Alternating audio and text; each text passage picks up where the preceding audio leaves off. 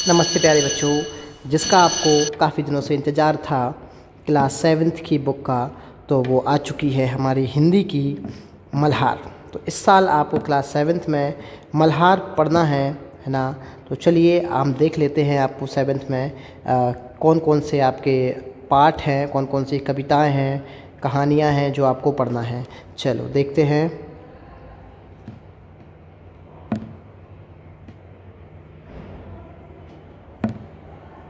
देखो, सबसे पहले तो ये सब प्रस्तावना वगैरह रहती हैं, ये आप लोग पढ़ लेना, है ना। हम शुरू करेंगे। केवल यहाँ पे आपको मल्हार एक जो शब्द आया है उसके बारे में आपको जानकारी होना चाहिए कि जो मल्हार शब्द है ये क्या है। तो प्यारे बच्चों, ये है आपका मल्हार शब्द।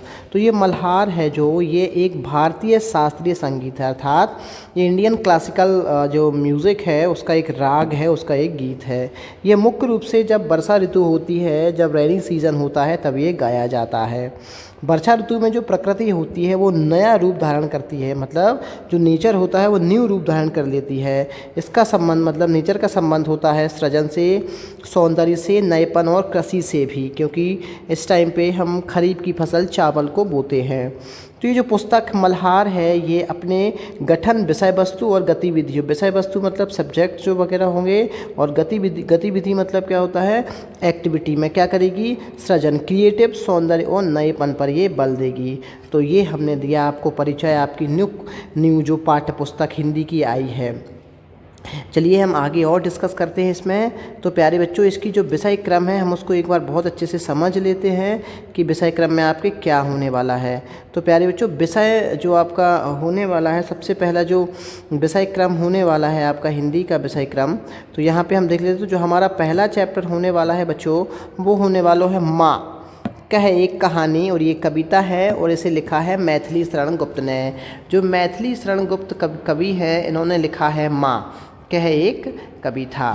दूसरी जो आपका पाठ होने वाला है वो है तीन बुद्धिमान। यह लोक कथा है। लोक कथा मतलब जो लोगों में जो प्रचलित होती हैं कथाएं, उन्हें लोक कथा कहते हैं। तीसरी फिर हमारी कविता होने वाली है फूल और कांटा। क्या होने वाली है, फूल और कांटा। इसे लिखा है अयोध्या सिंह उपाध्याय हरि औध ने।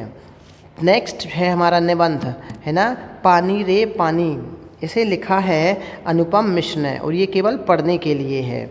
नेक्स्ट है हमारा पाठ नहीं होना बीमार, और ये कहानी है, इसे लिखा है स्वयं प्रकाश ने। नेक्स्ट हमारी फिर कविता आ गई है गिरिधर कविराय की कुंडलियाँ। ये कविता है और इसे लिखा है गिरिधर कविराय ने। नेक्स्ट है हमारा वर्षा बहार। फिर यहाँ पे कविता आ गई है, इसे लिखा है मुकुटधर पांडे ने। फिर हमारा नेक्स्ट पार्ट है बिरजू महाराज से साक्षात्कार। साक्षात्कार मतलब होता है इंटरव्यू।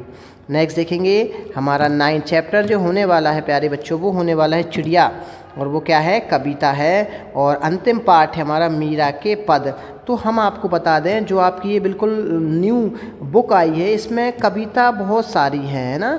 यहाँ पे लगभग अगर हम बात करें प्यारे बच्चों, तो पहला चैप्टर हमारा कविता है ना, पहला चैप्टर कविता है, तीसरा चैप्टर कविता है, 7th चैप्टर कविता है, और 9th चैप्टर कविता है। तो यहाँ पे 4 से 4 चैप्टर यहाँ पे कविता के यहाँ पे दिए हुए हैं। तो ये हमारी पूरी किताब है। तो आई होप आपको अच्छा लग रहा होगा। न्यू हमारी जो किताब आ गई है मल्हार, इसमें देखो मल्हार शब्द कितना अच्छा मीनिंग दे रहा है, ये आपको भली बात है इस मीनिंग को जानना चाहिए।